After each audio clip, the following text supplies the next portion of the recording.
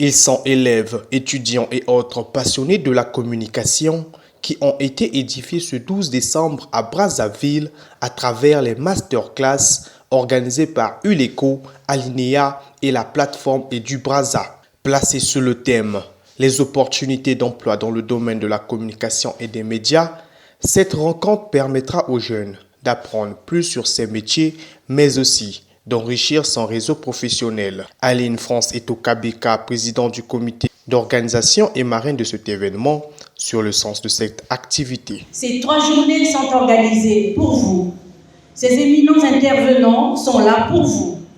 Soyez prêts et fertiles à recevoir les clés de la réussite qui vous offriront gracieusement à travers les connaissances qu'ils vous partageront au cours de ces 3 journées. C'est une belle opportunité à saisir pleinement car il vous est donné, outre les ateliers et les panels, d'être au contact direct des professionnels et de nos aînés pour profiter pleinement de leurs expériences tout en capitalisant le réseautage qui est donc très important pour une suite favorable à donner à votre parcours professionnel.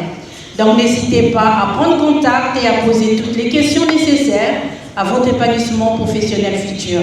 Des panels inspirants venant des professionnels chevronnés et expérimentés n'ont pas manqué de partager leur expérience basée sur l'élaboration des techniques favorisant l'employabilité dans ce secteur, tout en encourageant ces derniers à s'impliquer dans les projets d'auto-emploi.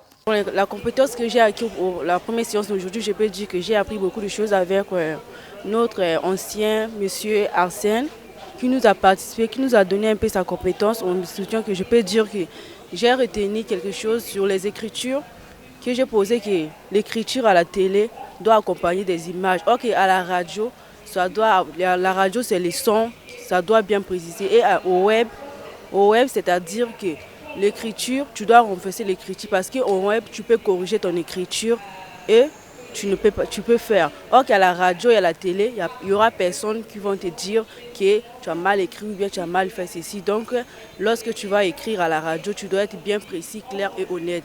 Et surtout à la radio, c'est les sons qui correspondent. Tu es un bon journaliste, tu dois vérifier les formations. Si tu as vérifié les formations, afin que tu puisses d'abord aller publier les formations, tu dois être sûr et bien certain que les formations que je dois publier là, c'est une information réelle. Donc toi-même, tu dois bien vivre le fait de comprendre qu'est-ce que je suis en train de publier, c'est la vérité. Donc toi-même, tu dois vivre que c'est réel, ce que je suis en train de publier. Je suis étudiant en gestion des ressources humaines, accès digital.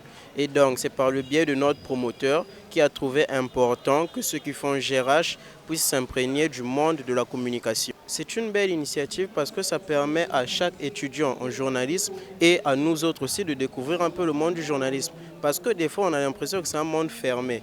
Alors que avec ce genre d'opportunité, on a l'occasion de se plonger dans le bain et de réellement comprendre les rouages du journalisme. J'ai retenu les valeurs du journalisme et ce sont des valeurs que chaque jeune journaliste doit avoir en lui.